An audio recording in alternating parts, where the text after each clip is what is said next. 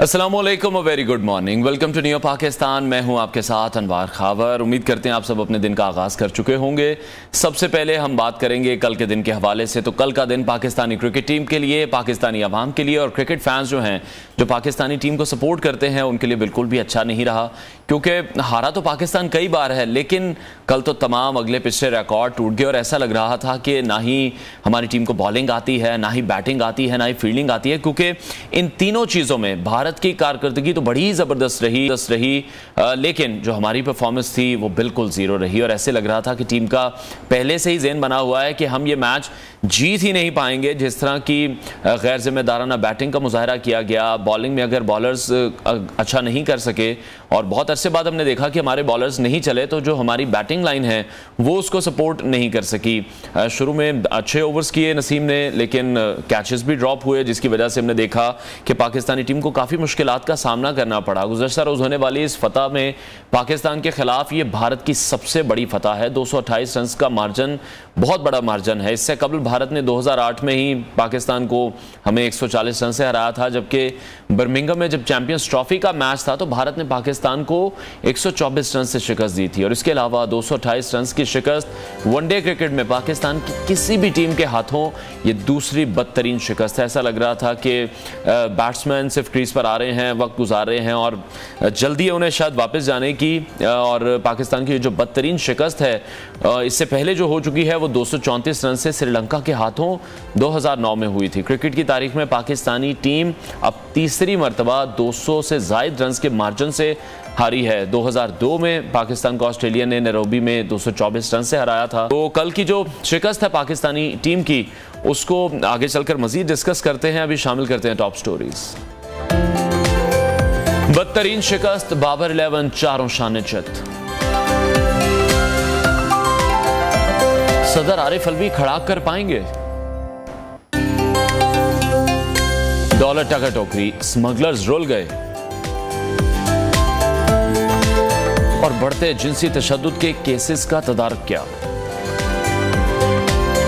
तो बात करेंगे मैच के हवाले से। भारत ने 50 ओवर्स पूरे खेले, सिर्फ 2 खिलाड़ी उनके पवेलियन लौटे और 357 रन बनाने में वो कामयाब रहे। पहाड़ जैसा ये हदफ था जो कि पाकिस्तान को मिला। और प्रेशर में ज़रूर थी पाकिस्तानी टीम। जब बोर्ड पर इतने रन्स बन जाते हैं तो फिर उनको चेस करने के लिए आपको डाउन द ट्रैक आकर भी खेलना पड़ता है, लेकिन पाकिस्तानी बैट्समैन को उस चीज़ का मौका ही नहीं दिया गया। ज़बरदस्त बॉलिंग हमने देखी है कि बुमराह की जानिब से की गई, पांड्या की जानिब से की गई है, सिराज की जानिब से की गई है। विराट कोहली की अगर हम बात करें, केएल राहुल की बात करें, इनकी शानदार सेंचुरियों की वजह से जो पाकिस्तानी बॉलर्स हैं वो मुकम्मल बेबस दिखाई दिए। मैदान के चारों तरफ जारहाना स्ट्रोक्स उन्होंने खेले, पाकिस्तानी बॉलिंग को आउट क्लास किया।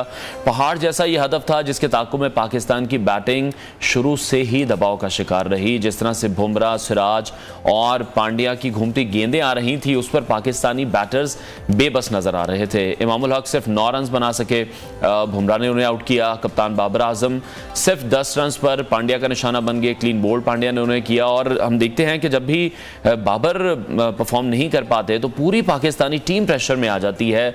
बाबर पर ही नजरें जमी होती हैं कि वही मैच को लीड करें, वही अगर सेंचुरी स्कोर करें तो बाकी प्लेयर्स भी उनका साथ दें। वो क्रीज पर नहीं होते तो शायकीन का जो वो एक मैच देखने का शौक है वो भी फिर शायद कम हो जाता है। 2 विकेटों के नुकसान पर पाकिस्तान ने 44 रन का स्कोर तो बना लिया था, लेकिन एक बार फिर से तूफानी बारिश हुई जिस पर जयशाह पर हम सब ने बहुत ज़्यादा तनकीद की है। लेकिन जैसे तैसे करके कल ये मैच कंप्लीट हुआ और पाकिस्तानी विकेटें जब बारिश रुकी वापस हम खेलने आए तो पतझड़ की तरह हमारी विकेटें गिरी हैं। पाकिस्तान का कोई भी बल्लेबाज ऐसा नहीं था जो कि भारतीय बॉलर्स के सामने ज़्यादा देर तक ठहर जाता। फ़खर जमान ही थे जो कि सिर्फ 27 रन के साथ सबसे ज़्यादा नुमायाँ रहे। सलमान आगा की बात करें, इफ्तिखार अहमद की बात करें, दोनों ने 23 रन बनाए। बाबर आजम ने 10 रन बनाए, इमामुल हक ने 9 रन बनाए। भारत की जानिब से कुलदीप यादव ने बड़ी अच्छी बॉलिंग की है, 25 रन सिर्फ उन्होंने दिए और 5 विकेटें हासिल की। जहाँ पर हमारे स्पिनर्स हमें स्ट्रगल करते दिखाई दे रहे थे, वहाँ पर कुलदीप 5 विकेटें ले गए। तो शायद असर नौ एक बार रिव्यू करने की ज़रूरत है अपनी परफॉर्मेंस के हवाले से। ये वही टीम है जैसे हम प्यार करते थे और प्यार करते रहेंगे।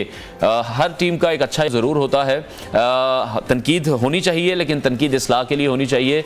बिला वजह की तनकीद नहीं होनी चाहिए, जो कि सोशल मीडिया पर ट्रोल किया जा रहा है, मीम्स बनाई जा रही हैं, ऐसा बिल्कुल भी नहीं होना चाहिए। वर्ल्ड क्लास हमारी टीम है, world class batsman Babar Azam हमारे पास मौजूद हैं, वर्ल्ड क्लास पेसर्स हमारे पास मौजूद हैं।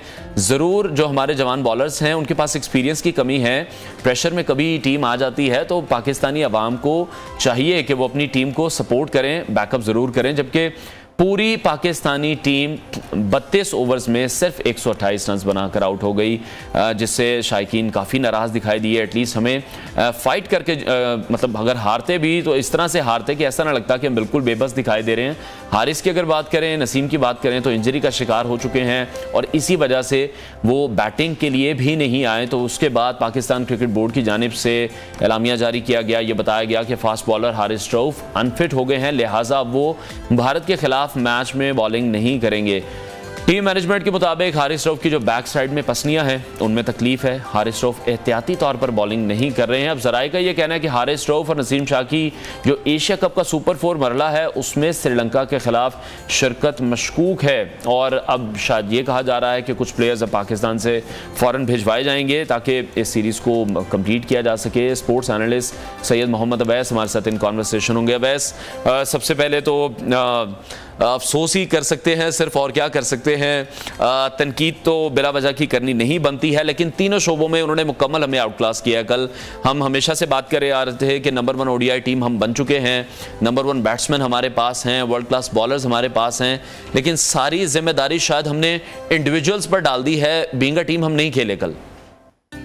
बड़ी अच्छी बात आपने की है। अस्सलाम वालेकुम। एक तो आपको बड़ी अच्छी बात आपने की, जहां पर अगर आप टीम यूनिट की बात करते हैं वो चीज़ तो कल मुझे बिल्कुल नजर नहीं आई। लेकिन मैं आपको इंट्रो में भी सुन रहा था, एक चीज़ थोड़ा सा मैं भी इस चीज़ पे बैकअप करूंगा कि बहुत ज़्यादा criticize I guess constructive criticism समझ में आती है, लेकिन जिस तरीके से मीम्स बनती हैं या बाकी मामला आप करते हैं देखें, ये वही टीम है कल कोई अगर फाइनल्स में जाती है या फाइनल्स जीत के वापस आती है तो अब फिर आप क्या करेंगे, वही फिर होगा जी, भंगड़े होंगे, बाकी मामला तो होंगे। लेकिन आफ्टर द मैच पे अगर हम देखें, गलतियां पाकिस्तान क्रिकेट टीम से ऑब्वियसली नहीं है।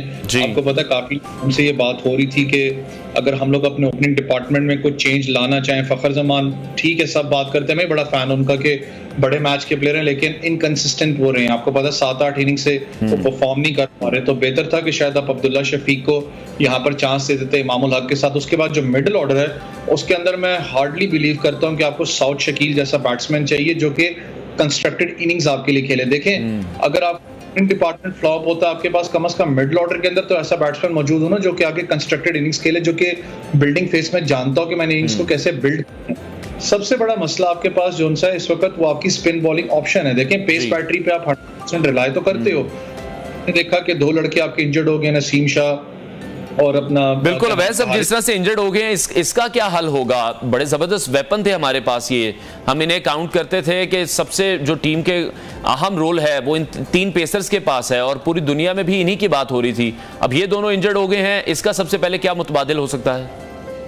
देखिए इस वक्त तो क्योंकि जो पाकिस्तान क्रिकेट बोर्ड से आई है वो जमान खान और शाहनवाज धानी को वहां पर बुलाया गया। जमान खान एक अच्छी प्रोस्पेक्ट है क्योंकि जिस तरीके से आप परफॉर्म करते हुए हैं, आपको पता है लिमिटेड ओवर्स में ज्यादा उन्होंने खेला एज कम्पेयर 50 ओवर्स, लेकिन डेप्थ ओवर के अंदर मैं कहता हूँ हारिस रऊफ की कहीं ना कहीं थोड़ी सी कमी वो पूरी कर सकते हैं। लेकिन यहाँ पर देखें एक चीज मैं थोड़ा सा इंजरी के बारे में बताना चाहूँ कि दोनों पेसर्स को जो इंजरी है वो अल्लाह का शुक्र है कोई ज्यादा सीरियस नौयत की नहीं है, लेकिन अच्छी बात है कि आप उनको रेस्ट दे रहे हो। आपको भी समझना चाहिए व्यूअर्स को कि आगे देखें वर्ल्ड कप आ रहा है आपका, आप चाहते हैं कि ठीक है ये भी बड़ा एक टूर्नामेंट है कि आप चाहते हैं कि लड़कों की खुदा न खास्ता ज्यादा सीरियस इंजरी हो जाए ताकि जो बड़ा टूर्नामेंट है उससे आप बाहर हो जाए, जहाँ पे आपके प्राइम फास्ट बॉलर्स जो प्राइम बॉलर्स हैं उनको बचा के रखना चाहिए। बिल्कुल ऐसे ही आगे वर्ल्ड कप आ रहा है। अच्छा, बहुत से ऐसे डिपार्टमेंट हैं जो एकदम से हमारे सामने खुलकर आए हैं, जैसे हम पिछली 2 सीरीज उठा लें, श्रीलंका के साथ सीरीज हुई, अफगानिस्तान के साथ सीरीज हुई, हमने देखा कि हमारी फील्डिंग बहुत अच्छी थी, एकदम से हमारी फील्डिंग को क्या हो गया? देखिए प्रेशर सिचुएशन तो कल आपको नजर आई है ना। देखिए 2 दिन जो मैच की मामलात भी होते रहे, आपके सामने की बात है वो भी फटीक होती है। फिर उसके बाद एक इंटेंट नहीं थी, जो सबसे बड़ा मसला जो मैं देख रहा हूँ लोगों को भी वो बात बिल्कुल शिकायत एक ठीक है कि यार एक इंटेंट होती है, मैच आप हारें लेकिन इंटेंट दिखाएं। आपके सामने एग्जांपल्स हैं यार। आपको याद हो सबसे बड़ा match Australia versus south Africa 400 plus score वाला, इंटेंट थी तो वो जीते थे। उसके बाद आपको याद हो क्या नाम है इसका जो मैच था जो भी अफगानिस्तान वर्सेस श्रीलंका, बेशक वो हारे लेकिन इंटेंट थी, उनको पता था कि हमने बेशक जल्दी आउट जो मर्जी हो जाए हमने कोशिश करनी है कि हम फाइट बैक करके दिखाएं।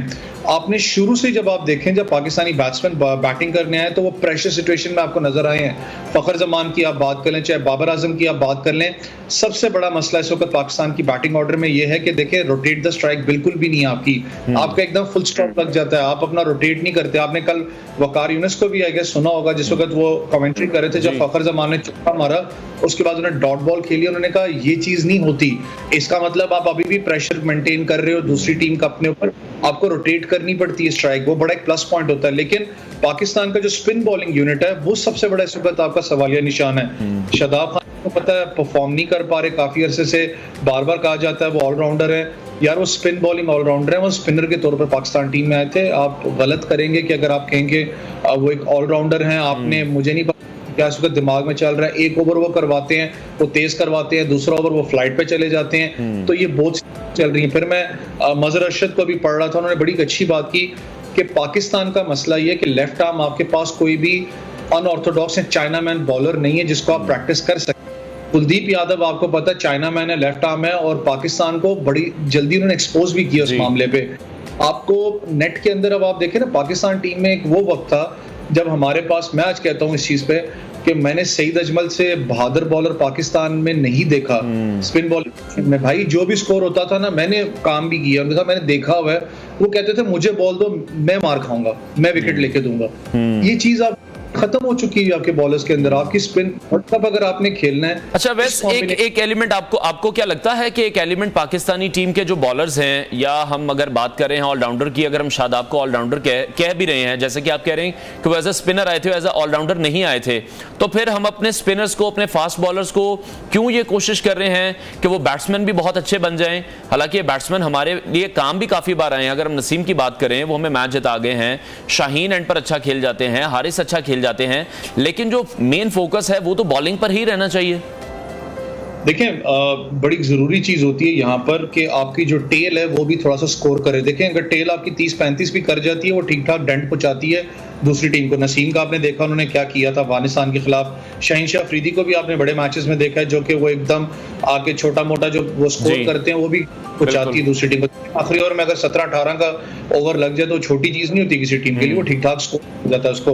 तो डेंट जो अपना टेल है उसको स्कोर करना चाहिए यहाँ पर। लेकिन मैं एक बात जो कर रहा हूँ, आपके पास देखें ना स्पिन बॉलिंग ऑप्शन के अंदर शादाब खान के अलावा नवाज बैठे हुए हैं बाहर, बाकी कौन सी ऑप्शन है? अब आप बातें आ रही हैं कि जी शफीक को ओपनर ले आए, आप साउथ शकील को मिडिल ऑर्डर में ले आए, आप नवाज को यहाँ पर इमाद वसीम को वापस ले आए, इमाद वसीम को। अब मैं इमाद वसीम पे आना चाहूंगा, शायद बहुत से लोग इख्तलाफात इस चीज पे करें, लेकिन मैं ट्रैक रिकॉर्ड की बात उनकी कर रहा हूँ। मुझे पता ना T20 इस फॉर्मेट में बहुत ज्यादा खेला है, इस आप कैलेंडर की बात मैं करूँ, लेकिन उन्होंने बैटिंग में भी कंसिस्टेंटली परफॉर्म करें, बॉलिंग के अंदर भी करें। और आपको जब इंडिया खेलने जाना है, वहां पर जिन ट्रैक्स के ऊपर आपके मैचेस है ज्यादा, वो स्पिन बॉलिंग ट्रैक्स हैं।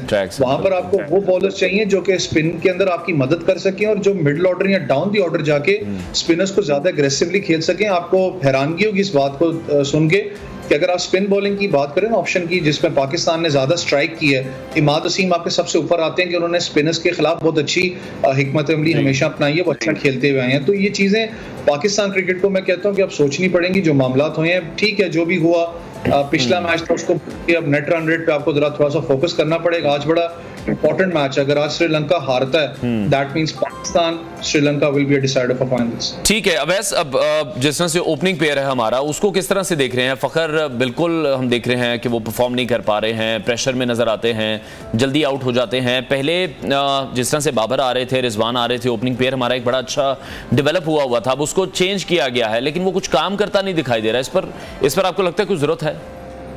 देखिए वो T20 का ओपनिंग पेयर है, उसमें ऑब्वियसली मैं भी चेंजेस कभी भी नहीं चाहूंगा। बाबर और रिजवान ओपनिंग पेयर में सेटल हैं, वो T20 का है। ठीक है, जब आप ओवर्स की क्रिकेट के अंदर आते हैं तो ऑब्वियसली आपको स्टेबिलिटी चाहिए होती है। सबसे बड़ा देखें ना किसी भी टीम के लिए प्लस पॉइंट होता है जब आपके ओपनर्स जो है वो एक परफॉर्म करके आपको पावर प्ले में अच्छा स्कोर दे दें। आजकल क्योंकि मैंने एक और भी चीज नोट की, लेकिन वो नहीं हुआ, पूरे एशिया कप में नहीं हुआ।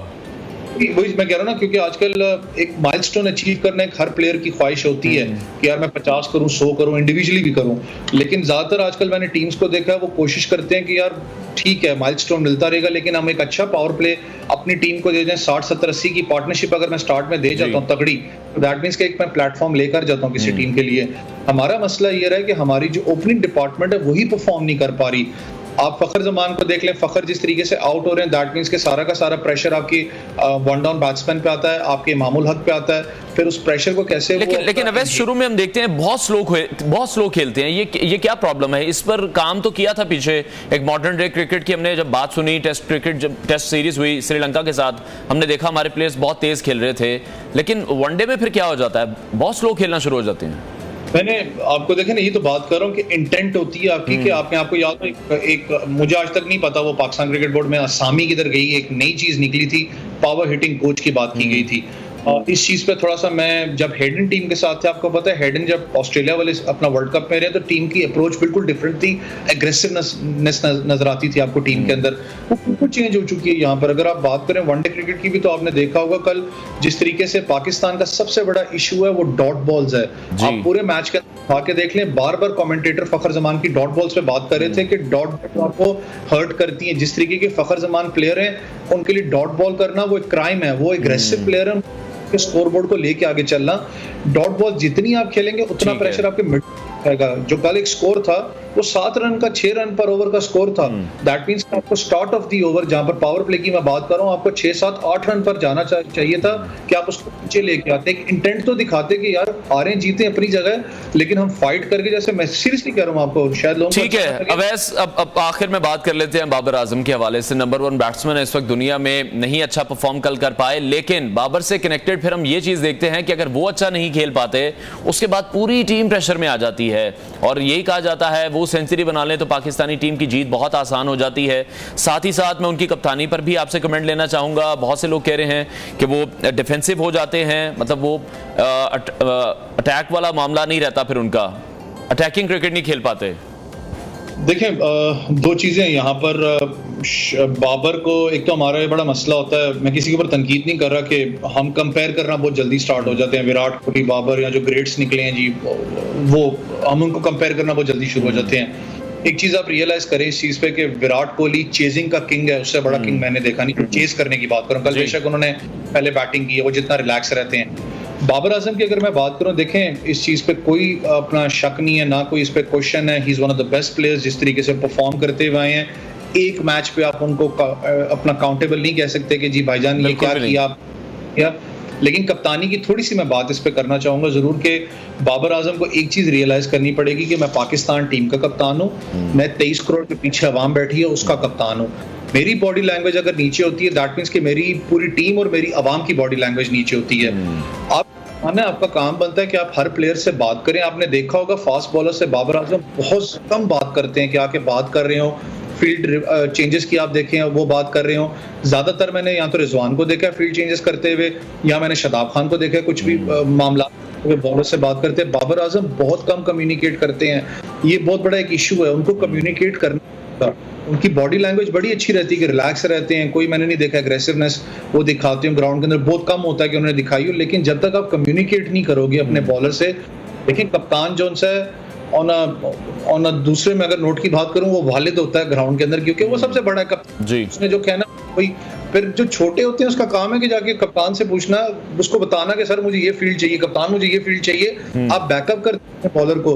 जब तक आप अपने बॉलर से बात नहीं करोगे, वो प्रेशर में रहेगा। वो नजर भी आता है, कल देखें ना 2 आपके बॉलर इंजर्ड हो गए। वो कल अवैस एक शॉर्ट कमेंट सिर्फ आपसे जाते जाते मैं लेना चाहूंगा। जिस तरह से हार्दिक पांड्या की परफॉर्मेंस बड़ी अच्छी रहती है, अगर हम बॉलिंग में भी देखें या हम बैटिंग में भी देखें, इस तरह का एक बैट्समैन, एक बॉलर पाकिस्तानी टीम को रिक्वायर्ड है। जिस तरह से पहले हमारे पास भी अब्दुल रज़ाक थे, अजहर महमूद थे, शाहिद आफरीदी थे। सर वो थे, अब नहीं आपके पास, तो वो हम तैयार भी नहीं कर रहे। ऐसा कोई प्लेयर हम तैयार भी नहीं कर रहे, medium fast bowler.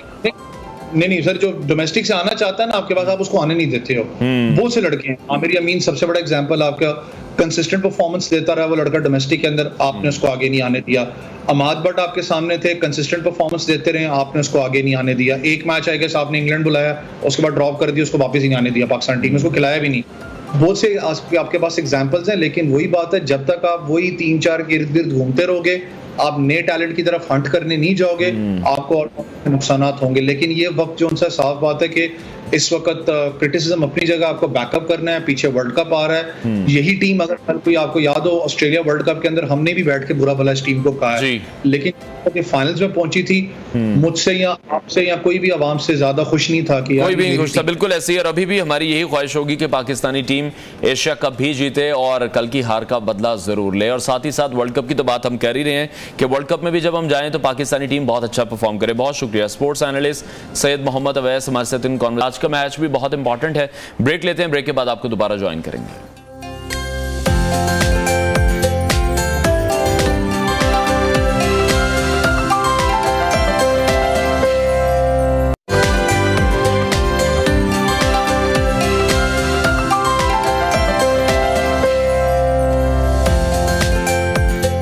Welcome back. और अब बात करेंगे मुल्की सियासी मंजरनामे की, जहां सियासत के बाजार में तो कुछ भी मुमकिन है। दुश्मनी के दावेदार दोस्त और कंधे से कंधा मिलाकर चलने वालों को आंखें बदलते देर नहीं लगती, यही सियासत है। इस वक्त जो जमात मुल्क में सियासत करती नजर आ रही है वो सिर्फ पाकिस्तान पीपल्स पार्टी। और कहा यह जाता है कि साबिक सदर जरदारी की सियासत को समझने के लिए PhD की जरूरत है। वो शहबाज शरीफ जो जरदारी को लाड़काना की सड़कों पर घसीटने का दावा करते थे, मिस्टर जरदारी ने उन्हीं शहबाज शरीफ को वजीर आजम बनवा दिया। और अब महंगाई का बोझ है वो नून लीग के गले का तौक बन चुका है। आसिफ अली जरदारी की इसी सियासत पर एक जरदारी सब भारी की इस्तिलाह आज भी सुनाई देती है, जिसका खुमियाजा पाकिस्तान मुस्लिम लीग नून को भुगतना पड़ेगा। सियासत का रुख अपने हक में बदलने और हरीफ को हलीफ बनकर मात देने में उनका कोई भी सानी नहीं है। अभी 2 दिन के अंदर हम देख रहे हैं कि पीपल्स पार्टी के शरीक चेयरमैन बिलावल भुट्टो जरदारी बज़ाहिर आसिफ अली जरदारी के सामने खम ठोक कर खड़े हो गए हैं और साथ ही साथ जो इत्तेहादी हैं उनके मुतालिक भी वो सख्त बयानात देते नजर आ रहे हैं। इन बयानात को अगर सयाको सुबह के साथ समझने की कोशिश करें तो बिलावल भुट्टो नून लीग और MQM दोनों को ही निशाना बना रहे हैं। और सियासी माहिरीन ये कहते हैं कि नून लीग और सिंध में मौजूद जो दीगर सियासी जमातें हैं, अगर उनका मुमकिन इत्तेहाद हो जाता है तो फिर ये पाकिस्तान पीपल्स पार्टी के लिए एक बड़ा चैलेंज बन सकता है, क्योंकि इसी तरह की कोशिशें जनूबी पंजाब के लिए पाकिस्तान पीपल्स पार्टी की जानिब से की गई, लेकिन फिर हमने देखा कि जहांगीर तरीन साहब सामने आए और वो तमाम मामला आसिफ जरदारी के लिए मुश्किल बन गया था। खैर, इस पर भी अभी बहुत सारी बातें हो सकती हैं। उधर मुस्लिम लीग नून के जो सीनियर रहनुमा हैं मियां जावेद लतीफ़, उन्होंने बिलावल भुट्टो को जवाब दिया है और ये कहा है कि बिलावल भुट्टो सुबह इलेक्शन की तारीख का ऐलान करवा दें, हम उनके गले में हाथ डाल देंगे। और साथ ही ये भी वो कह रहे हैं कि नून लीग और पाकिस्तान पीपल्स पार्टी कभी भी इत्तेहादी नहीं थे, सिर्फ और सिर्फ पीपल्स पार्टी की जो मुआशी अबतरी और इंतखाबी इस्लाहात की तजवीज़ थी उस पर कौमी हुकूमत बनाने पर इत्तफाक किया गया था। साथ ही साथ MQM ने भी जवाब दिया है बिलावल भुट्टो को और यह कहा है कि बिलावल भुट्टो को उनके पापा ने नई नौकरी पर लगा दिया है, यानी ये सियासत ही की जा रही है। दूसरी जानिब chief justice of Pakistan Umar Ata Bandial ने नए अदालती साल की तकरीब से खिताब किया और कहा कि फरवरी 2023 में सुप्रीम कोर्ट के सामने कई आईनी मुकदमात आए और आईनी इशूज़ में उलझाकर अदालत का इम्तिहान लिया गया। सख्त इम्तिहान और माहौल का कई मरतबा अदालत खुद शिकार बनी। जो भी वाक़यात पेश आए, चीफ जस्टिस का ये कहना था कि वो उनको दोहराना नहीं चाहते, जबकि जस्टिस काजी फाइज ईसा की भी उन्होंने खूब तारीफ़ की। और इसके साथ साथ निगरान वज़ीर कानून अहमद इरफान असलम की ऐवान सदर में सदर अलवी से मुलाकात हुई। इस मुलाकात का मौजू आम इंतखाबात ही थे, क्योंकि आम इंतखाबात का ही इंतज़ार किया जा रहा है कि 90 रोज़ में आम इंतखाबात हो जाने चाहिए। बिलावल भुट्टो जरदारी की जानिब से भी जब मीडिया से बात की गई तो उन्होंने भी कहा कि सदर जरदारी ने इस हवाले से क्यों बात की है, वो क्यों ये कह रहे हैं कि नई हल्का बंदियाँ हो और अगर इंतखाबात डिले भी हो जाते हैं तो इसमें कोई ऐसी बात नहीं है। तो अब बिलावल ये कह रहे हैं कि सदर जरदारी से पूछा जाए कि उन्होंने इस तरह का बयान क्यों दिया है।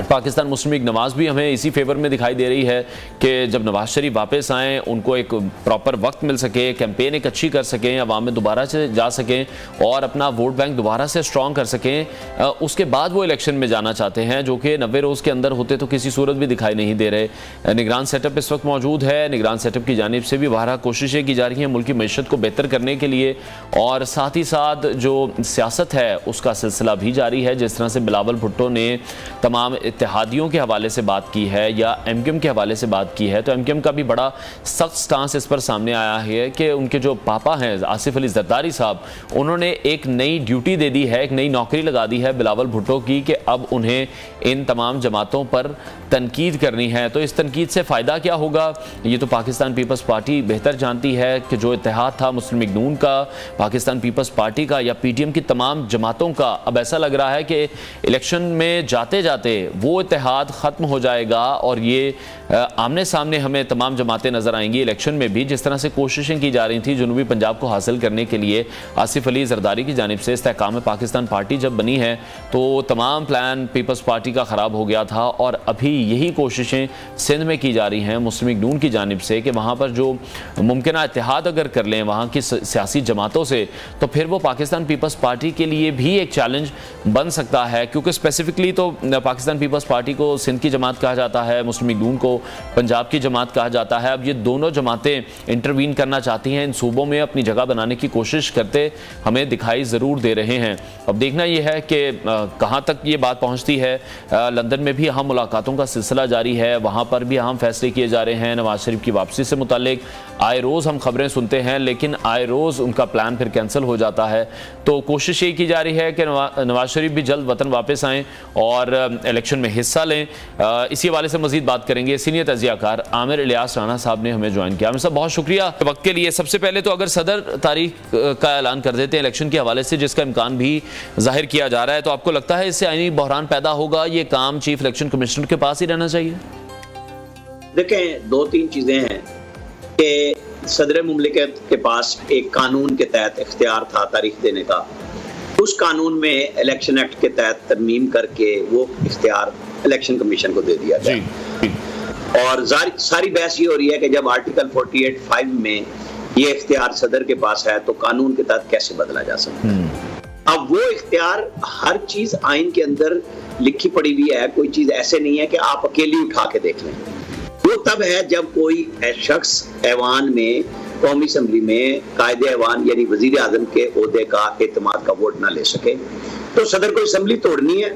जब असम्बली तोड़नी है तो 48(5) के तहत उन्हें इलेक्शन की तारीख देनी है। ये सिनेरियो है। एक है जिसमें वजीर आजम असम्बली तोड़ रहे हैं और उसके तहत पहले सदर को इख्तियार था कानून के तहत और अब इख्तियार है इलेक्शन कमीशन के पास। ठीक है, और ये इख्तियार रहना चाहिए उनके पास। ठीक है। अच्छा, चीफ जस्टिस के मामले पर मैं आना चाहूंगा। उनका ये कहना था कि आईनी मामलात में उन्हें उलझाए रखा गया। साथ ही साथ जस्टिस काजी फाइज ईसा की भी खूब तारीफ करते दिखाई दे रहे हैं, लेकिन जो उनके नाकदीन है वो ये कहते हैं कि तारीफ तो कर दी, लेकिन फिर जस्टिस काजी फाइज ईसा को किसी भी बेंच में शामिल वो नहीं करते थे। नहीं, ये बिल्कुल अजीबो गरीब चीफ जस्टिस के मनसब के मुनाफी गुफ्तगू थी जो उन्होंने, किसने उन्हें आईनी उसमें भुगताया। 184(3) के तहत सुप्रीम कोर्ट को चलाया गया, जो एक शिक है जो इंतहाई जरूरी मामलात पे आपको इस्तेमाल करनी है। आपने पूरी सुप्रीम कोर्ट उस पर चलाई। आपके पास जो पटिशन आई, बल्कि पटिशन आने से पहले अमला बिठाया गया और बताया गया कि जी एक पटिशन आ रही है और उसको आपने सुना। आपने आम साइल की 56,000 दरखास्तों पे तवज्जो ही नहीं की। अपने पूरे दौर में पसंदीदा जज हासिल करने में लगे रहे, पसंदीदा बेंच लगाने में लगे रहे, जो प्रैक्टिस कभी सुप्रीम कोर्ट में हुआ करती थी कि जो नंबर 2 जज है वो बुनियादी तौर पे चूंकि चीफ जस्टिस होता है अगली दफा, तो उससे वो काम लिया जाता है कि बेंचेस वो तश्कील देंगे, मामलात वो करेंगे। लेकिन साकिब निसार साहब ने जब से ये काम संभाला तो वो अपनी मर्जी करना शुरू हुए और तमाम बेंचेस में इसी तरह काम चलता रहा। हालांकि चीफ जस्टिस को सिर्फ केसेस देखने चाहिए, वो मामलात जहां अदालत के ऊपर उंगली उठती है उनको संभालना चाहिए। लेकिन उन्होंने सिवाय ये काम करने के सारे काम किए, ना अदालती मामलात को ठीक चलाया, ना ब्रदर जजेस के साथ कोई एक फुल कोर्ट कर सके, और जिसका अब भी वो सामना करने को तैयार नहीं है कि कहीं मेरी रिटायरमेंट वाले दिन फिर ब्रदर जजेस ऐसी बातें ना कर दें, मुझे सुबकी का सामना करना पड़े। तो उन्होंने कहा कि शायद मेरा ये अलविदाई खिताब हो। तो बड़ी ही भयानक तारीख लेके बंदयाल साहब रिटायर होने जा रहे हैं, क्योंकि उन्होंने आम आदमी के इंसाफ के लिए तो कुछ भी नहीं किया। वो जितना रोना धोना था कल खिताब में, वो उनका था आईनी मामलात का। भाई, आप आईनी मामलात में घुसे क्यों? आप लोगों ने 63A रीराइट क्यों किया? आप चलते हुए पंजाब लाहौर हाई कोर्ट के और पेशावर हाई कोर्ट के केसेस को सुओ मोटो में क्यों लेते रहे एक पुलिस अफसर की मोहब्बत में? आपको 25 मई को आपने एक सियासी पार्टी को इख्तियार दिया कि इस्लामाबाद आए, और जब जलाव हुआ तो उन्होंने कहा शायद खान साहब तक आवाज ना पहुंची हो। जो आवाज पहुंचने की बात है वो इंटेलिजेंस इदारों की पूरी रिपोर्ट आप लेके बैठ गए, आप वो फैसला नहीं कर रहे। आपने तमाम मामलात में अपने आप को एक ऐसी पार्टी के साथ लगा लिया जिसने 9 मई को रियासत पे भी हमला किया। फिर भी आपने उनको बुला के गुड टू सी यू कहा, और तमाम वजाहतें आपने पिछले फैसले में भी उसी की दी और कल भी आप उसी की देते रहे। आपको पता है कि आपने एस्टेब्लिशमेंट से 2 लास्ट में जजेस लिए जो जूनियर मोस्ट थे, और आदम नजरी तारण वोट नहीं दे रहे थे। जनरल बाजवा के पास आप पहुंचे, कुछ लोगों ने, तलत हुसैन ने भी कल उस पर अपना प्रोग्राम किया, बात की, ब्लॉग की कि आप व्हाट्सएप की गुफ्तगू और मैसेजेस अगर सामने आ गए तो बहुत शर्मिंदगी होगी। तो दयाल साहब को तो उन पे क्लियर करना चाहिए था, लेकिन वो पर्सनल वजाहतों पे, अगर काजी फायद ईसा पे इमरान खान ने रेफरेंस फाइल किया था और उन्होंने जवाबन एक उनके ऊपर दरखास्त दी, तो कोर्ट बिठा के उनको कहा गया कि आपने इमरान खान का केस नहीं सुनना, तो आपकी फैमिलीज पे चाहे मुबैना तौर पे वो झूठे इल्जामात हों, आपको अपने बाकी से एक बेंच बना के उस मामले को खत्म कर देना चाहिए। आमिर साहब, क्या इशू आप क्या देख रहे हैं? एक लेगेसी अब हम देख रहे हैं कंटिन्यू हो रही है। इफ्तिखार चौधरी को हम देखें, साकिब निसार को देखें, चीफ जस्टिस उमर अता बंदयाल को भी देखें, तो क्यों तमाम जजेस अपने आप को मुतनाज़ा करके फिर ही रुखसत लेते हैं? आसिफ सईद खोसा और गुलजार साहब को भी आप भूल गए जी, जो लंबी लिस्ट है। उन्होंने नस्ला टावर गिरा दिया और कराची को वो 1950 बनाना चाहते थे, मुनज़्ज़िम करना चाह रहे थे कराची को। भाई आप अपने अजीजों में घिरे रहे, अपने काम मामला देखते रहे, लोगों से जाती गुस्से उतारते रहे, इंसाफ इस चीज का नाम नहीं है। हाँ, काजी फायद ईसा के लिए मैं आपको ये बता सकता हूँ कि कल एक बड़े सीनियर जज ने कहा कि इंशाल्लाह आपको 18 दिसंबर से कोर्ट मुत्तहिद नजर आएगी, और मैं तो ये समझता हूँ कि उन्हें सबसे पहले फुल कोर्ट बुलानी चाहिए। 2 जजेस की जो कमी होगी, एक की कम है और एक 16 को बंदयाल साहब की सीट खाली हो जाएगी, तो 17 जज पूरे करके फुल कोर्ट बुलाएं। 10-15 दिन मुसलसल ये जो पूरे कई सालों से सुप्रीम कोर्ट ये अरगमाल है, उसके मामला तय करे कि 184(3) के तहत कौन सुनेगा। अपील का राइट 184(3) में है, उसको कानून को कदम करार दिया, रिव्यू आपके पास है। चीजों को फैसला कीजिए 10-15 दिन में अंदर, ताकि लोगों का इत्मीनान हो कि सब जज सिर्फ इंसाफ की फराहमी के लिए बैठे हैं, फिर किसी के हक में आए या किसी के खिलाफ आए।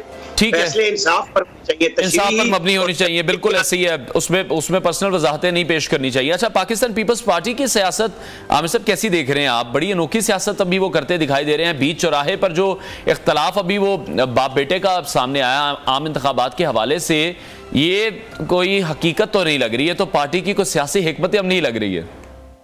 ये गुड कॉप बैड कॉप है। आप देखें कि ख्याल ये था कि निगरान विफाकी और सिंध हुकूमत में हमें शेयर मिलेगा, हमारे लोगों को वो नहीं मिला। नाराजगी वहां से हुई, वरना ये कभी भी तो अगर पता होता तो ये मर्दमशुमारी को साइन न करते, इत्तफाक राय न पैदा करते। खुद मर्दमशुमारी साइन करके इत्तफाक राय से इलेक्शन को डिले करने का किया, और जब हिस्सा नहीं मिला और फिर उनका जो सिस्टम बनाया हुआ है, आपको पता है चीफ ने भी जब बिजनेसमैन और इंडस्ट्रियलिस्टों ने कराची में बात की तो उन्होंने कहा कि सिस्टम को हम तोड़ देंगे, और सिस्टम के तोड़ने के ऊपर काम शुरू हुआ है। लेकिन सिस्टम तोड़ना आसान नहीं होगा। चाहे आर्मी चीफ ने कहा है 15 साल का एक बनाया हुआ सिस्टम है, जिनको ये यकीन हो जाए कि 5-6 महीने बाद ये दोबारा गेम डाल देंगे, जो जरदारी साहब ने एक बयान दे के डाल दी कि आइन और कानून के मुताबिक ये जरूरी है कि पहले हल्का बंदियां हों और फिर पहले पाकिस्तान के इक्तिसादी मामलात को देखे फिर इलेक्शन होंगे। तो उन्होंने अपनी फ्रेंडली रिक्वेस्ट भिजवा दी है कि जनाब मैं हर तरह से ताउन के लिए तैयार हूँ, कि चार्ट ऑफ इकोनॉमी कर लेना चाहिए इंतखाबात से पहले। जी, बिलावल भुट्टो बाहर निकले हैं, वो प्रेशर बढ़ा रहे हैं कि हमें कबूल नहीं है, हम 90 दिन में चाहेंगे या 120 दिन में हो, आप डेट दें। ये दोनों तरफ से, क्योंकि जरदारी साहब की जितनी भी फार्चून है उसके बेनिफिशियरी कौन है, सियासी हो माली हो, वो बिलावल भुट्टो है, कोई और तो नहीं है। तो ये मिला के, तो फिर साहब जैसे जैसे फिर इसका मतलब इलेक्शन करीब आएंगे, पीपल्स पार्टी की जो सियासत का मूड है मजीद जारहाना होगा, ज्यादा तुंदो तेज बयानात आएंगे। अगर वो ये नहीं करेंगे, मुस्लिम लीग नून और पीपल्स पार्टी पे भी लड़ाई आपको बहुत ज्यादा नजर आएगी आगे चल के। अगर इलेक्शन होते हैं लड़ाई बहुत ज्यादा होगी। अगर जो बातें कुछ लोग चाहे मगोइयों में कर रहे हैं, कि मुझे कुछ बताया यही गया 2-3 दिन पहले कि फरवरी के दूसरे-तीसरे हफ्ते में इलेक्शन हो जाने हैं, और नहीं हुए तो फिर तो ये सारे एक ट्रक पे होंगे। अदरवाइज पीपल्स पार्टी और नून के दरमियान में एक जो राजनीति का खेल है वो खेला जाएगा, तंदो तेज बयानात भी आएंगे, माजी की तारीख भी दोहराई जाएगी, और सब अपना अपना हिस्सा असम्बलियों में जाने के लिए अपनी इक़्तिदार की लड़ाई लड़ेंगे। पीटीआई को कट टू साइज किया जा चुका हुआ है, जाहिर है अपना अपना हिस्सा सब चाहेंगे कि जितनी वो मजीद इजाफा कर सकते हैं कि पीटीआई का अभी तो देखे ना क्या मुस्तकबिल बनता है। फिलहाल तो वो कट टू साइज है, उनके ऊपर खासी मुश्किलात है 9 मई के बाद उनकी लीडरशिप के ऊपर। कुछ मजबूर है, कुछ पकड़े जा रहे हैं, कुछ की फाइनलाइजेशन हो जाएगी मेरा ख्याल है 18 सितंबर के बाद या 18 सितंबर से जो नई सुप्रीम कोर्ट होगी आपको और हमें देखने को मिलेगा। और अल्लाह करे कि जो हम सोच रहे हैं कि वो किसी के फेवर में ना जाए, किसी के खिलाफ ना जाए, इंसाफ कानून और आइन के मुताबिक करते चले जाएं, लोगों का एतमाद बहाल कर लें। ठीक है, तो जिस तरह से आसिफ अली जरदारी पंजाब में पीपल्स पार्टी की सियासत को जिंदा करना चाहते थे या चाहते हैं, उसी तरह नून लीग भी यही चाहती है कि सिंध में जो वो कोशिशें शुरू कर दी गई हैं, जो कोशिशें हम देख रहे हैं कि पाकिस्तान पीपल्स पार्टी वहां पर एक बहुत लंबे अरसे से इक़्तिदार में मौजूद है, तो क्या एक मुमकिन मुश्तरका जो इत्तेहाद है वो पीपल्स पार्टी के लिए कोई खतरा बन सकता है? पीपल्स पार्टी ने अंदरूनी सिंध में किसी मुमकिन इत्तेहाद को खतरे के लिए रहने नहीं दिया। फिर आपको बहुत लंबी चौड़ी इंजीनियरिंग करनी पड़ेगी, क्योंकि आपके जितने पीपल्स पार्टी के मुखालिफिन थे उन्होंने वो पीपल्स पार्टी में जरदारी साहब कामयाबी से उन्हें ले आए हैं। और आखिरी जो बड़ा सियासतदान अंदरूनी सिंध से बाहर था उसका नाम था गौस बख्श मेहर, जो पीपल्स पार्टी में चले गए जीडीए से। और वो भी अपनी पीर पगाड़ा साहब की उन हिकमत अमलियों की वजह से कि वो अपने लोगों के साथ भी नहीं खड़े थे, वो जरदारी साहब के साथ भी खड़े हैं, पार्टी भी फौज के साथ भी चलने की बात करते हैं। एमक्यूएम का भी यही है। तो ये मुस्लिम लीग नून की मुझे कोई सीरियस एफर्ट नजर नहीं आ रही, सिवाय चंद सीटों पे जहां अब्दुल हकीम बलोच जैसे लोगों को इन्होंने खुद आने के बाद इतना जीरो रखा, वो वापस पीपल्स पार्टी में जाने पे मजबूर हो गए। ये बड़ी चीजें क्लियर हैं। ऐसे में मुस्लिम लीग नून की क़यादत देखते हैं हम और आप। कोई आसान नहीं है कि इतने आसानी से एक दूसरे के सूबे में इंटरवीन नहीं कर सकेंगे। ये क्रिएट करने के लिए जोर लगाते हैं एमक्यूएम के साथ मिलके, क्योंकि एमक्यूएम खुद भी बहुत पीछे हटी हुई है। पीपल्स पार्टी ने कराची में जोर लगाया है, बल्दियाती मेयर इंतखाबात में मेयर बना लिया है बाई हुक कारक्रुक। वो अगले इलेक्शन में भी यही। ठीक है आमिर साहब, एक लास्ट कमेंट मैं आपका चाहूंगा। निगरान सेटअप की अगर हम बात करें और ये जितने भी हम मामला डिस्कस कर रहे हैं, उन सबसे ज्यादा जो अहम बात है वो ये है कि इस मुल्क की मईशत को इस वक्त दुरुस्त करने के लिए जो मुल्की ऑपरेशन हो रहे हैं, ईरानी तेल की स्मगलिंग की हम बात कर लें, उसमें अब नाम सामने आ रहे हैं कि बहुत से सियासतदान मुलव्विस हैं। तो क्या ये पहले की तरह ही होगा कि जो सियासतदान है वो एक बार फिर से बच निकलेंगे, कोई अपने हतमी अंजाम तक नहीं पहुंचेगा? सरकारी मुलाजमीन भी इसमें शामिल हैं और सियासतदानों को तो फिर भी हम देखते हैं कि सजा मिल जाती है, सरकारी मुलाजमीन फिर भी बच निकलने में कामयाब हो जाते हैं। देखिए, ईरान का तेल अगर हम उस पर सिर्फ बात कर लें, वो आता तो बॉर्डर से है जी। तो सबसे पहले जैसे आर्मी चीफ ने कहा है, उन्होंने अपने इदारे को क्लियर करना पड़ेगा। वहां इतने साल से जो सिस्टम बना हुआ है उसमें कस्टम के लोग हैं, उसमें लेवीज हैं, उसमें आपको नाम दूं पुलिस सर्विस ऑफ पाकिस्तान, जिसको लोग अब मजाक में कहते हैं petroleum services of Pakistan. Pakistan के अंदर फैले हुए पेट्रोल पंपों की बहुत बड़ी तादाद के मालकान ये पुलिस अफसरान, साबिक पुलिस अफसरान हैं, जो इस फॉर्चून से फायदा उठा रहे हैं ईरान ऑयल के ऊपर। और सारों के ऊपर छापे भी नहीं पड़ते, क्योंकि सबको कमीशन अपनी अपनी जगह पे प्रॉपर मिल जाता है। ऑपरेशन किया गया और हमें ये नियत रखनी चाहिए कि अल्लाह करे कि इसको कामयाब भी होना चाहिए, चाहे वो ईरानी तेल पे हो, वो डॉलर्स के खिलाफ हो, और इसमें कोई ब्रेक ना आए, फिर मजा आएगा। वरना सच्ची बात यह है कि पाकिस्तानियों के दिल बड़े टूटे हुए हैं कि यहाँ कभी कुछ ऐसा हुआ नहीं जी। होप दिखाई जाती है और उसके बाद खींच ली जाती है। अल्लाह करे कि ये जो अब ऑपरेशन हुआ है, मेरी तो ये ख्वाहिश होगी कि निगरान हुकूमत के दौर में आर्मी चीफ जो मीटिंग्स कर रहे हैं उसमें तमाम सियासी जमातों को, निगरान हुकूमत को बैठ के एक बाकायदा चार्टर ऑफ इकोनॉमी भी होना चाहिए और पॉलिटिकल का भी होना चाहिए, दोबारा से मिसाक जमहूरियत हो, कि ये वो चीजें हैं जिनको किसी सूरत में डीरेल नहीं किया जाएगा। इलेक्शन से बातें लिए जाए, बिठाया जाए कि इन चीजों के ऊपर हमारे पाकिस्तान की बका है, हमें एक्सपोर्ट इंडस्ट्री को बढ़ाना है, हमें जितनी इन्वेस्टमेंट लानी है उसके लिए सबको एक अहदो पैमा करके पब्लिकली दुनिया के सामने लाना होगा। फिर इलेक्शन में भी चले जाएं, सब कुछ कर लें, सबको यकीन भी आ जाएगा। वरना सच्ची बात है बहुत मसला। ठीक है, बहुत शुक्रिया सीनियर तज्जियाकार आमिर इलियास राना हमारे साथ इन कॉन्वर्सेशन थे। देख लेते हैं ब्रेक के बाद आपको दोबारा ज्वाइन करेंगे। स्टे विद अस।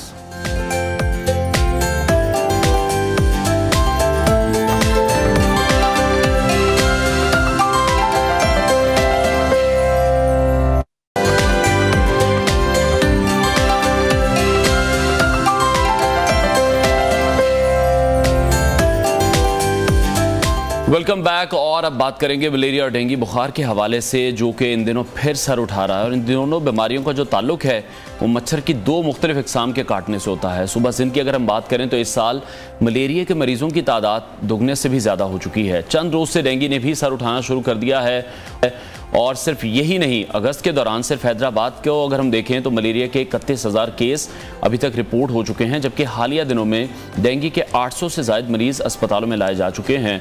उधर पंजाब की बात करें, खैबर पख्तूनख्वा और वफाकी दारुल-हुकूमत इस्लामाबाद की, तो वहाँ भी डेंगू बुखार के केस तेज़ी से बढ़ते दिखाई दे रहे हैं। और आने वाले जो 2 माह हैं इसकी अफजाइश और फैलाव के हैं, और यही वक्त है कि इन मच्छरों के फैलाव को रोका जा सके, इस हवाले से काम किया जा सके। जो डेंगू की टीम्स हैं उनको भी इस हवाले से एक्टिव किया जाए। देही इलाकों की अगर हम बात करें तो वहाँ पर जो मौसमी हालात होते हैं और वहाँ पर सफाई के जो उसूल हैं, सफाई करने के जो तरीक़ेकार हैं, उस पर अमल ना करने से भी हर तरह के मच्छरों की अफजाइश होती है। मलेरिया और डेंगू के टेस्ट महंगे होने की वजह से गरीबों की पहुँच से भी काफ़ी बाहर हैं। यही वजह है कि मलेरिया को गरीबों की बीमारी करार दिया जाता है। मुल्क के तूल अर्ज़ की अगर हम बात करें तो मानसून का सीज़न इस वक्त जारी है, जिससे इन दिनों अक्सर जगहों पर बारिश का पानी खड़ा रहता है, जहां पर महकमा सेहत और जो हमारे बल्दियाती इदारे मौजूद हैं उनको ये चाहिए कि वहां पर मच्छर मार स्प्रे को यकीनी बनाया जाए ताकि इस बीमारी से बचा जा सके। शहरियों को खुद भी ये चाहिए कि अपने घरों को मच्छरों से महफूज रखें, साफ़ सुथराई का ख्याल रखें, मच्छरों के बचाव के जो तरीक़ेकार हैं उस पर भी अमल करना चाहिए। इस हवाले से मुहिम भी चलाई जाती है। डेंगू का जो मखसूस मच्छर है सिर्फ और सिर्फ साफ़ पानी में अंडे देता है, लिहाजा घरों में साफ़ पानी के बर्तनों को अच्छी तरह ढक कर रखना चाहिए ताकि इस मच्छर की अफजाइश की रोकथाम भी हो सके। इस हवाले से हम देख रहे हैं कि निगरान हुकूमत की जानिब से खातिर खा इस पर काम नहीं किया गया। शहबाज शरीफ के दौरे हुकूमत की हम बात करें तो हमें शहबाज स्पीड से काम होता दिखाई देता था और डेंगू के हवाले से यूनिट्स बनाए जाते थे, आगाही मुहिम चलाई जाती थी, जगह जगहों पर स्प्रे किया जाता था। अभी इस तरह की कोई भी एक्टिविटी हम नहीं देख रहे। तो मेरा ख्याल अभी जो ज़रूरत है वो ये है कि इंडिविजुअली एफर्ट की जाए इस मामले पर, और जिस तरह से इस हवाले से रूल्स हैं, रेगुलेशंस हैं, किया जाए ताकि डेंगू की जो अफजाइश है उसको रोका जा सके। एक और वायरल वीडियो है जो कि हम आपके साथ शेयर करेंगे। इंडियन फॉरेस्ट सर्विस के एक ऑफिसर हैं सुशांत नंदा, जिन्होंने सोशल मीडिया पर शेर के ख़ानदान की एक दिलचस्प वीडियो शेयर की है जो हम आपको दिखाते हैं न्यू की स्क्रीन पर। इस वीडियो में आप देख सकते हैं कि शेर मौजूद है अपने ख़ानदान के साथ। इस शेर को और उसके ख़ानदान को सोते हुए और ऊँघते हुए देखा जा सकता है। और साथ ही साथ उन्होंने कहा है कि एक मोहब्बत भरा घराना है दुनिया के कैनवस में जो रंगों का इजाफा कर रहा है। और साथ ही साथ उन्होंने ये भी कहा कि वीडियो देखते हुए आवाज़ भी खुली रखें ताकि जो जंगल का माहौल है उसका एहसास भी हो सके। इस वीडियो को अब तक कई लाख अफराद देख चुके हैं, तो मैं भी इसके बाद खामोशी इख्तियार करना चाहूँगा और ये जो जंगल के माहौल का एक एहसास है, ये जो आवाज़ें हैं उनको हम सुनते हैं। काफ़ी वायरल हुई है, लोगों की जानिब से इस पर कमेंट किए जा रहे हैं। आपसे भी हम ये चाहेंगे कि आप भी अपने जो व्यूज़ हैं वो हमें अपने कमेंट्स के थ्रू बताएं। ब्रेक लेते हैं, हेडलाइंस के बाद आपको दोबारा ज्वाइन करेंगे।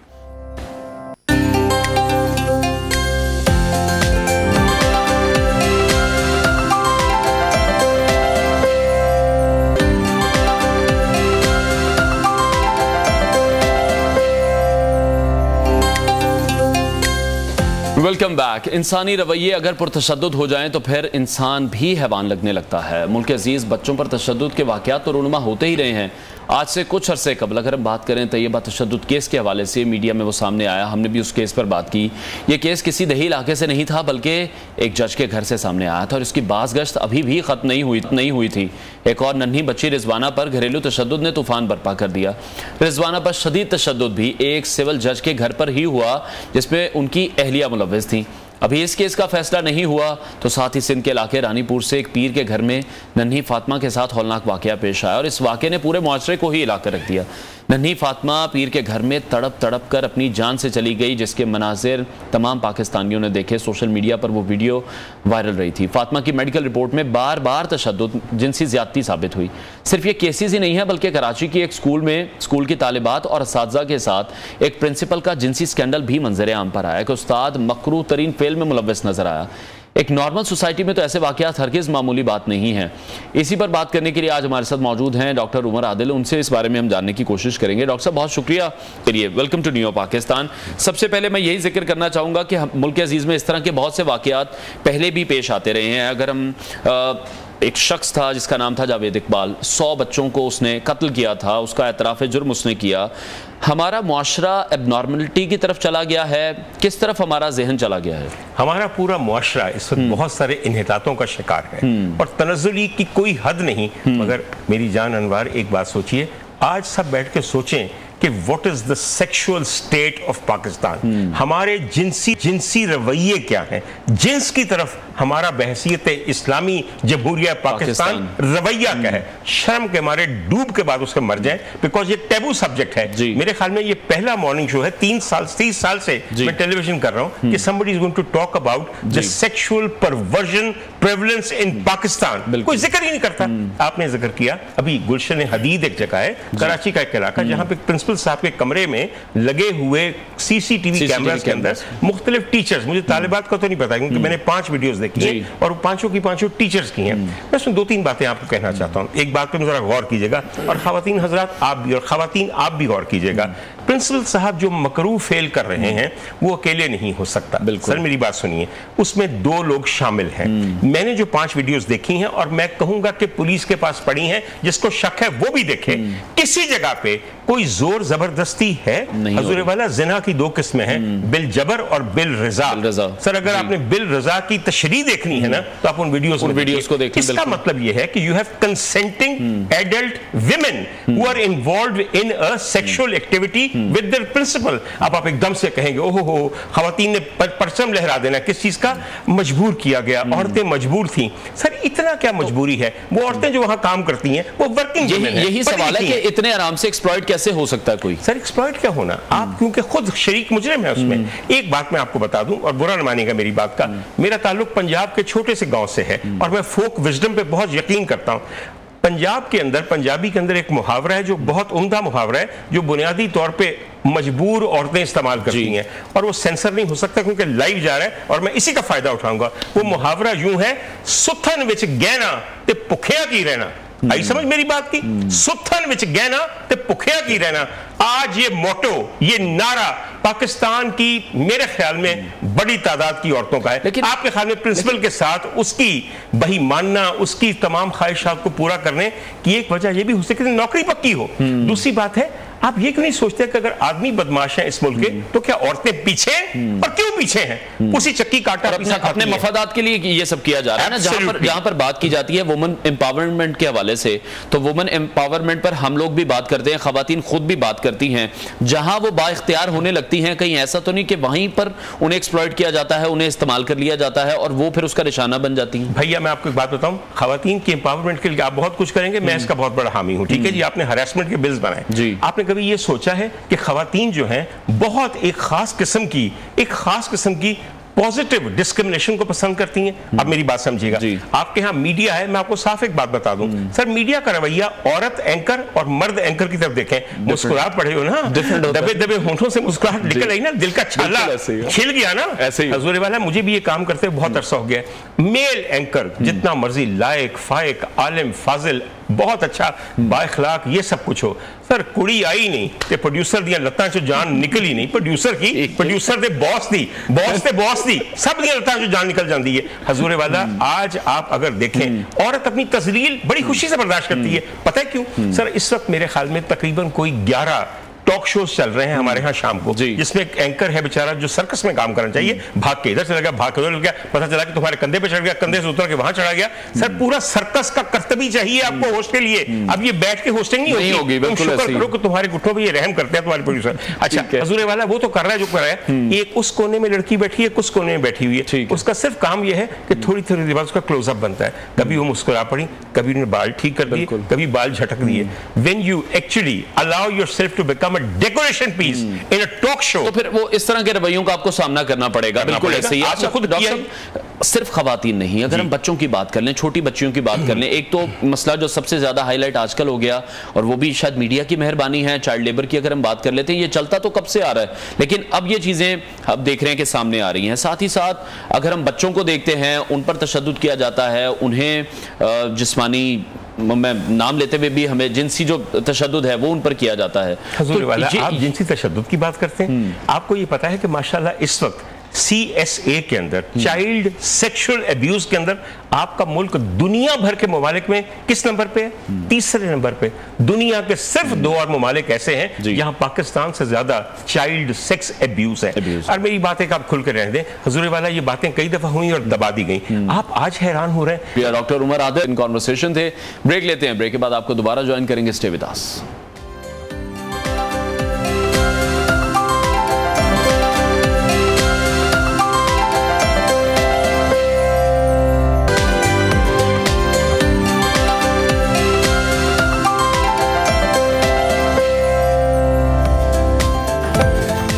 Welcome back. प्रोग्राम के इस हिस्से में हम बात करेंगे बच्चों की हेल्थ से मुताल्लिक, और बच्चों की हेल्थ का आगाज़ सुबह के नाश्ते के साथ ही हो जाता है। और जो ब्रेकफास्ट है उसकी अहमियत के बारे में हम सुनते तो रहते हैं कि बच्चों के लिए सुबह का नाश्ता बहुत ज़्यादा ज़रूरी होता है, क्योंकि बच्चे बढ़ने के अमल से गुजर रहे होते हैं। उनके जिस्म को भरपूर फाइबर चाहिए, कैल्शियम की ज़रूरत है, प्रोटीन की भी ज़रूरत होती है। और आजकल के बच्चे हम देखते हैं कि उनमें सेहतमंद नाश्ते का जो रुझान है उसमें बहुत ज़्यादा कमी आ चुकी है। बच्चों का जो फोकस है वो ज़्यादातर गैर सेहतमंद खाने की चीज़ों पर रहता है, वो उन चीज़ों को ज़्यादा पसंद करते हैं। और एक रिपोर्ट है जो आपके साथ शेयर करते हैं, वो ये है कि जो बच्चे नाश्ता अच्छे तरीके से करते हैं उनके ग्रेजुएट होने के इम्कानात भी बहुत ज़्यादा हो जाते हैं। तो बच्चों में नाश्ते की अहमियत पर बात करने के लिए आज हमारे साथ मौजूद हैं माहिर ग़िज़ाइयत समन इश्तियाक साहिबा। समन, बहुत शुक्रिया आपके वक्त के लिए। Welcome to new Pakistan. सबसे पहले तो हम चाहेंगे कि आप बच्चों की कितना मुफीद है उस पर रोशनी डालें। जी अनवर, बेसिकली जो हमारा पूरे दिन का जो मेन इंपॉर्टेंट मील है ना वो हमारा ब्रेकफास्ट है। लेकिन अनफॉर्चुनेटली हम ब्रेकफास्ट करते ही नहीं है और हम डिनर को मेन हमारा जो मील है वो डिनर किया जाता है हमने, जो कि बहुत गलत है। बहुत गलत है। और सबसे ज्यादा जो गलती हम करते हैं वो ब्रेकफास्ट स्किप करना है। आप ये देखें कि अनफॉर्चुनेटली आजकल के कल्चर में ब्रेकफास्ट है ही नहीं। हम बच्चों को स्कूल ऐसे ही भेज देते हैं, एम्प्टी स्टमक ही भेज देते हैं, और पूरा दिन वो इतना लेजी और उनके एब्सेंट माइंड रहते हैं। तो उसकी मेन वजूहात ही पीछे ही है कि हम ब्रेकफास्ट स्किप करके भेजते हैं। दिन का आगाज ही अगर ठीक नहीं होगा, दिन के आगाज में ही उन्हें खाने के लिए कुछ नहीं मिलेगा, तो बच्चों के लिए आप क्या समझती हैं फिर बेहतरीन नाश्ता क्या है? अच्छा, वेरी करता है ये बच्चों से, क्योंकि 4 to 7 ईयर, हम 4 साल के बच्चे को नॉर्मली स्कूल भेजते हैं, और 4 to 7 ईयर्स की जो एज है वो आपकी ब्रेन डेवलपमेंट के लिए भी बहुत स्ट्रॉन्ग है, और वही एज है जो आपको प्रॉपर तवानाई आप लेते हैं ग़िज़ा से, और तब भी आपकी फिजिकल ग्रोथ होती है। ठीक है। तो वो आपने एक ब्रेकफास्ट, जो हेल्दी ब्रेकफास्ट मैं कहती हूँ, उसमें एक अंडा जो आपको प्रोटीन और आयरन तो देता ही देता है, वो जरूर होना चाहिए। उसके साथ अनाज का पोर्शन जिसमें आपकी रोटी आ जाती है, या आपका जो मल्टीग्रेन ब्रेड होती है वो आप दे सकते हैं। उसकी भी चॉइस करना बड़ा मुश्किल है। बहुत मुश्किल। मल्टीग्रेन ब्रेड खाएं, ब्राउन ब्रेड खाएं, व्हाइट ब्रेड खाएं, मिल्की ब्रेड खाएं, कौन सी सबसे बेहतर है बच्चों? अच्छा, नॉर्मली बच्चों को तो हम एक चीज पे वो कर ही नहीं सकते कि आपने ब्राउन ब्रेड खाना है। बच्चे तो बहुत चूजी होते हैं, तो आप उनको वो हैवी टेस्टलेस तो आप बच्चों को जो मल्टीग्रेन आजकल ब्रेड आई हुई है वो आप दे सकते हैं, और उसमें भी आप ऐड कर दें कि शामी कबाब डाल के सैंडविचेस बना दें बच्चों को। वो बच्चों के ब्रेकफास्ट ऐसे रखने कि जो बहुत अट्रैक्टिव हो, बच्चों का दिल करे कि हमने खाना है। ठीक है। और वो आप लेकिन नॉर्मली तो हम देखते हैं पराठे चलते हैं, चाय के साथ पराठे, ये एक बड़ा कॉन्सेप्ट है, और ये कितना खतरनाक है कि आप उस चाय में घी लगा हुआ पराठा डुबो के खा रहे हैं। अच्छा, ये आप पराठा दे सकते हैं बच्चों को, एक प्रॉपर रोटी जो अनाज कॉम्बिनेशन में, लेकिन कॉम्बिनेशन फॉर्म में। और पराठा ये नहीं कि हमारे घरों में प्रैक्टिस होती है प्रॉपर घी से निचोड़ के आ रहा होता है, तो वो बच्चों में चाइल्डहुड ओबेसिटी की तरह बच्चों को ले जाता है। तो ये प्रेफर करते हैं कि आप पराठा दें, लेकिन वो आप प्लांट बेस्ड ऑयल थोड़ा सा डाल दें, या देसी घी है वो हेल्दी है बच्चों के लिए, लेकिन 1 टेबलस्पून, इससे ज्यादा नहीं। लेकिन हम पूरे तवे पे वो लगा देते हैं और बच्चों को वो देते हैं, लेकिन पराठा बच्चों को दे सकते हैं, ये हेल्दी ऑप्शन है। और एक जो आम रूटीन है वो तो है कि चाय के साथ केक रस दे दिए, कोई बिस्किट दे दिए, या बाकर खानी डाल दी चाय में। और आजकल ये भी आ रहा है कि बच्चों को पैनकेक से देते हैं, या हम स्टार्ट ही बच्चों का हम वो सबवे के बर्गर पिज्जा या ऐसी कोई चीज होती है बच्चों को हम दे देते हैं, या फिर ब्रेकफास्ट में दे देते हैं, या हम उनके लंच बॉक्स में ऐड करके भेज देते हैं। तो वो हम उनको कैलोरीज तो दे रहे होते हैं, बट एम्प्टी कैलोरीज दे रहे होते हैं, जो उनको न्यूट्रिएंट्स नहीं प्रोवाइड करता, जो उनकी ना फिजिकल हेल्थ के लिए मुफीद है ना ही मेंटल हेल्थ के लिए। ठीक है। और एक जो सबसे बड़ा इशू है हम फेस करते हैं, मैं अपनी फैमिली में भी देखता हूँ, जो बच्चे मौजूद हैं, दूध पीने का रुझान नहीं है, कैंडीज खाने का रुझान है, या जो आर्टिफिशियल फ्लेवर्ड जूस हैं उनकी कोशिश ये होती है कि वो उनको साथ दिए जाएं स्कूल में। अच्छा, बेसिकली बच्चों के लिए 4 to 7 या 4 to 10 ईयर्स की एज में जो आपको कैल्शियम है उसका मेन सोर्स है डेयरी डेयरी प्रोडक्ट, दूध या दूध से बनी चीजें। तो 1 से 2 ग्लास इस एज के बच्चों को तो आपने मैंडेटरी देना ही देना है। अगर इनकेस बच्चे दूध नहीं लेते तो आप उन्हें शेक की फॉर्म में दे दें। अगर वो शेक नहीं लेते तो आप योगर्ट में स्मूदीज की फॉर्म में बच्चों को दे दें, जो बच्चे टेस्टफुल भी हो उनके लिए और अट्रैक्टिव भी हो, वो कंज्यूम कर ले। फॉर्म में मतलब किसी ना किसी फॉर्म में उनकी बॉडी में कैल्शियम कंटेंट जाना चाहिए। ठीक है। अच्छा, तो अब डिफरेंशिएट अब अगर करें डब्बे के दूध को और खुले दूध को, तो डब्बे के दूध का भी कोई फायदा है या कोई फायदा नहीं? अच्छा अनवर, यहाँ पे मैं हमेशा एक क्लियर करती हूँ, जो ये डब्बे वाले पैकेट जूस वो जूस और जो मिल्क है, दे आर टी वाइटनर्स, वो होल मिल्क है ही नहीं। आप उससे कह ही नहीं सकते कि वो प्योर दूध है। प्योर दूध तो आजकल वैसे भी प्योर ऑर्गेनिक चीज कोई है भी नहीं, मिलती भी नहीं है, बड़ी मुश्किल से मिलती है। लेकिन जो घर का आपका दूध आता है उसको आप प्रॉपर उबाल कर उसकी बलाई हटाकर, वो बच्चों के लिए होल मिल्क है, उसमें कैल्शियम कंटेंट है। अदरवाइज ये जितने पैकेज्ड मिल्क है ये टी वाइटनर्स हैं, ये दूध नहीं है, दूध नहीं है। ठीक है। अच्छा, जितने भी बच्चे हैं अब हम देखते हैं जो नाश्ता नहीं करते हैं, उनका फोकस होता है फिर स्नैक्स पर, कि उन्हें कोई चिप्स दे दिए जाएं, कोई बिस्किट दे दिए जाएं। ये आदत बड़ी बुरी एक डेवलप हो चुकी है बच्चों में। अच्छा, ये मेनली क्यों होता है कि जब बच्चों को आप एम्प्टी स्टमक भेज रहे हैं, वो स्कूल जा रहे हैं, उन पे पढ़ाई का इतना प्रेशर है और तब उनको जरा भूख लगती है। जैसे उनकी एपेटाइट या हंगर सिग्नल देगा बच्चों के पास, तो जो चीज अवेलेबल होगी उन्होंने वही खाना है। तो आजकल हम भी बड़ा वो हो गए हैं कि रेडी टू ईट चीजें आ गई, बच्चों को वही पैक करके हमने दे दी, तो बच्चे स्नैकिंग की तरफ फिर तब इसलिए जाते हैं। अगर आप बच्चों को घर पे ब्रेकफास्ट करके भेजेंगे तो उनको तब तक भूख नहीं लगेगी जब तक आप उनको वो मतलब उनका लंच जो है, जब लंच के स्पेसिफिक टाइम पे ही लगेगी। लेकिन बच्चों को जब आप खाली पेट भेजेंगे तो वो ऑब्वियसली जब वो पढ़ेंगे उनकी फिजिकल हेल्थ भी साथ लग रही है, उनकी माइंड जो है वो हेल्थ भी उसके साथ लग रही है, तो वो तो उनको भूख लगेगी। तो फिर स्नैक की तरफ जाते हैं और जंक फूड की तरफ जाते हैं, जो कि बहुत अनहेल्दी है बच्चों के लिए। ठीक है। तो एज वाइज अगर हम डिस्क्राइब करना चाहें तो क्या एक चार्ट बनेगा? एक 4 साल के बच्चे की डाइट रूटीन नाश्ते में क्या होनी चाहिए, 10 साल के बच्चे की क्या होनी चाहिए? अच्छा, इसमें सबसे पहले आता है कि कैलोरीज आप बच्चों को कितनी दे रहे हैं। कि लेट्स सपोज कि अगर हम 1200 बच्चे को कैलोरी दे रहे हैं, तो 1200 तो आप एक स्नैक के एक बर्गर या पिज्जा से भी आप ले लेंगे, साथ ड्रिंक दे देंगे।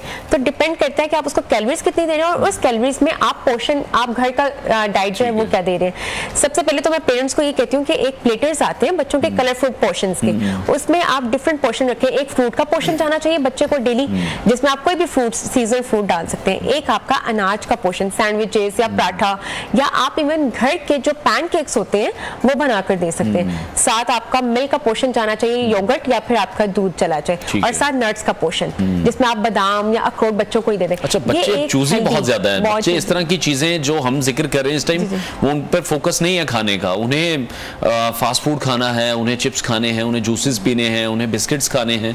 तो ये जो आप चीजें सारी बता रही हैं कि नट्स की तरफ लाएं, दूध की तरफ लाएं, ये भी एक बड़ा मुश्किल काम है। अच्छा, इसमें ना सबसे बच्चों की ये जो ग्रोइंग एज है, इसी में हमने उनकी डाइटरी हैबिट्स डेवलप करनी होती है। जो हम खुद खाएंगे वही हम बच्चों को खिलाते हैं और बच्चे वही डेवलप करते हैं। अगर इनकेस बच्चे बादाम वैसे नहीं खा रहे तो आप उन्हें क्रश करके किसी तरह उनके शेक्स में डाल दें। उनके या पैनकेक्स, अगर बच्चे बनाना वैसे नहीं खा रहे तो आप बनाना के पैनकेक्स बना दें। बच्चे सूजी वैसे नहीं खा रहे, आप सूजी के बिस्किट्स बना दें। ये जो मेहनत है वो फिर माओ को करनी पड़ेगी ज्यादा, आप उसके टेक्सचर चेंज करके बच्चों को देना शुरू कर दें। ठीक है। अच्छा, एक और कॉन्सेप्ट है, जो बच्चे सुबह उठकर कहते हैं कि हमारा नाश्ते का दिल नहीं कर रहा या हमारी नाश्ते की आदत डेवलप नहीं हुई, उसके पीछे आपको ऐसा लगता है कि बिल्कुल एक्टिव नहीं है बच्चे, रात को बस फोन यूज किया और फिर वहीं सो गए? जैसे पहले बच्चे खेलते थे, सेन में खेलते थे, सुबह बच्चों को उठाना बड़ा मुश्किल हो जाता है, बच्चे उठते नहीं हैं। ये जो फोन का यूजेज है, इसकी वजह से भी आपको लगता है कि उनकी जो एक वो ब्रेकफास्ट की हैबिट है वो फिर डिस्टर्ब हो रही है किसी तरह? बिल्कुल, और इसका मेन रिस्क फैक्टर ही है कि आपका स्लीप साइकिल डिस्टर्ब है और आपका स्क्रीनिंग टाइम बहुत ज्यादा है। कि बच्चे लेट नाइट खाना खा रहे हैं, लेट नाइट वो सुबह रात के 10 बजे नॉर्मली हमारे घरों में डिनर हो रहा होता है, उसके बाद डाइन आउट 12 बजे 1 बजे तक तो बच्चे खा रहे होते हैं और लेट आप सोते हैं, बच्चों को सुलाते भी हैं। तो जब वो सुबह उठते हैं तो 7-8 बजे तो स्कूल लगता है, तब तक उनकी वो भूख ही नहीं होती, वो करते ही नहीं है और वो एम्प्टी स्टमक चले जाते हैं, जिससे बड़ा प्रॉब्लम होता है। अच्छा, कुछ लोगों को सुबह ये भी होता है कि नोजिया फील होता है कि हम ब्रेकफास्ट नहीं कर सकते, हमें नोजिया फील हो रहा है। तब बच्चों को हम कहते हैं कि एक एप्पल जो है ना, कहते हैं ना Apple a day keeps the doctor away, तो वो आप एक सेब पूरे दिन का ले सकते हैं ब्रेकफास्ट में। उसके बाद आप जब स्कूल चले जाते हैं आप घर से ब्रेकफास्ट ले जाएं, वहां जाके कर लें। ये सारे ऑप्शंस होते हैं, इस तरह आप कर सकते हैं। ठीक है। और एक रुझान जो है फास्ट फूड की तरफ बच्चों का, उसकी मेन रीजन आप क्या समझती हैं? अच्छा, उसकी मेन रीजन तो ये है कि हमारी डाइटरी हैबिट्स, आप एज अ अडल्ट देखें तो हमारी डाइटरी हैबिट्स में वही है, क्या हमें है कि जब भी हमें मिले तो बस फौरन हमारे सामने ट्रांसफर हो रहा है, फिर सब कुछ हमें से ट्रांसफर हो रहा है, हमारे बच्चों में हम ही से ट्रांसफर ये सारी चीजें हो रही है, डाइटरी हैबिट्स भी और लाइफस्टाइल भी। ठीक है, और अब बच्चों की जो ये एज है जो कि हम 4 to 10 का जिक्र कर रहे हैं, तालीमी एक प्रेशर भी है, एजुकेशनल प्रेशर भी उन पर है, फिर जारी बात है बच्चों की ग्रोथ भी हो रही है, तो एजुकेशन वाइज भी उन्हें फिर मसाइल का सामना करना पड़ता है, फटीग फील होती है अगर नाश्ता ना किया हो। बिल्कुल, जब आपकी बॉडी में फ्यूल ही नहीं जा रहा, सुबह मेन जो फूड है वही उसी ने आपको फ्यूल देना है, जब फ्यूल ही नहीं जा रहा तो आप कैसे जो है स्कूल में परफॉर्म कर पाएंगे, कैसे आप कॉलेजेस में परफॉर्म कर पाएंगे, आपसे आपकी जो मैंडेटरी एक्टिविटीज है वही नहीं हो पाएंगी, तो वो बहुत इफेक्ट करता है। इवन आप बच्चों को देखें कि आजकल बच्चे लेजी कितने हो गए हैं, एब्सेंट माइंड कितने हो गए हैं, बच्चों में जो है विटामिन डी की कितनी डेफिशिएंसी आ गई है, क्योंकि उनका जंक फूड की तरफ रुझान है, हेल्दी डाइट की तरफ रुझान ही नहीं है। अच्छा, हम हेल्दी डाइट की तरफ नहीं आते और फिर हम पहुंच जाते हैं फॉरेन स्पेशलिस्ट के पास, हम डॉक्टर के पास पहुंच जाते हैं जो कि कहते हैं जी अब आप इन्हें विटामिन डी पिलाएं या खिलाएं, और डिफरेंट विटामिन पर हम उन्हें अर्ली एज में लगा देते हैं। विटामिन की कोई लिमिट है कि किस एज में जाके विटामिन आप स्टार्ट करें, क्योंकि फिर आपका इम्यून सिस्टम, इम्यूनिटी इस तरह की डेवलप हो जाती है कि एक टाइम पर वो मल्टीविटामिन्स भी आप पर असर नहीं करते। True, that's true. अच्छा, सबसे पहले ये होता है कि आप आजकल देखें कि जितने केसेस आ रहे हैं, हम डेली अपना हॉस्पिटल्स में देखते हैं स्टंट ग्रोथ, बच्चों की ग्रोथ रुक गई है। अक्सर पेरेंट्स आते हैं कि बच्चा खाता सही है और इसकी फिजिकल एक्टिविटी भी है बट उसकी ग्रोथ रुक गई है। ग्रोथ इसलिए रुक गई है कि उसको वो न्यूट्रिएंट्स नहीं मिल रहे, उसको विटामिन डी या कैल्शियम या उसको कार्ब, प्रोटीन, फैट्स, ये सारी चीजें नहीं मिल रही जो उसकी ग्रोथ जिसने करवानी है। ठीक है, तो मेन इसके पीछे ये होता है कि आपको डाइट नहीं मिल रही होती। और जो बात आपने अभी की कि बच्चों को हमने मल्टीविटामिन्स कब देना होता है, टू बी वेरी ऑनेस्ट मैं हमेशा कहती हूँ कि बच्चों को जो food should be your medicine, diet ऐसी दें कि आपको मेडिसिन की जरूरत ही ना पड़े, और बच्चों को डाइट से ही आपका इम्यून सिस्टम स्ट्रांग होता है। कोविड में देख लें, विटामिन्स लेने का जो सही तरीका है वो आप फ्रूट से लें, वो हमने उन्हें टैबलेट्स पे लगा दिए इसी एज में। बिल्कुल, आप देखें कोविड का जब टाइम था तो कहा जाता था इम्यून सिस्टम स्ट्रांग करें, और इम्यून सिस्टम कब होता था, जब आपकी डाइट स्ट्रांग होती थी।